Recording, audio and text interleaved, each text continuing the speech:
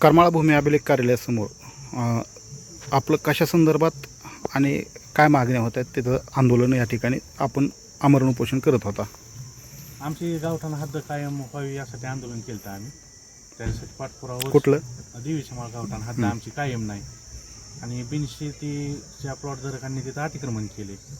आमचं गावठाण हद्द कायम नसल्यामुळे त्यांनी अतिक्रमण केले. त्या संदर्भात आम्ही उपोषण केलं. बरं, कधी निवेदन दिलं होतं?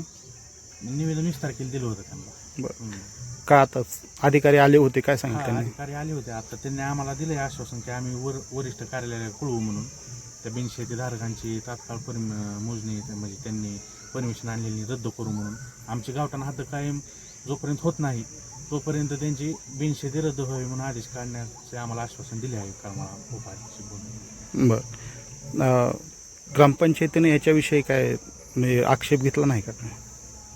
आता काय होतंय, ग्रामपंचायतला आम्ही वारंवार प्रश्न विचारतोय, पत्रव्यवहार करतोय, आमचे उतारे क्लिअर होत नाहीत लोकांचे ह्या संदर्भात. पण काय होतंय माहिती का, काय ग्रामपंचायतमधलीच ते बिनशेती प्लॉट धारकांना आतून सपोर्ट करत असल्यामुळं ते अंगणच काय म्हणतात ना, ते कुंपणच शेत खातं ते आता तीच प्रकार झाला आहे.